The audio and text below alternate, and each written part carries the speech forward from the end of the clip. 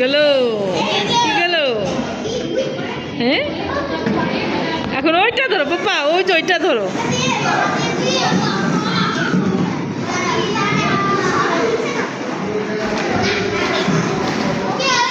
হ্যাঁ সুন্দর, ভালো করে ধরো। পড়ে গেল কেন? মাথার উপরে না, ওইদিকে তাকাও, তাকাও।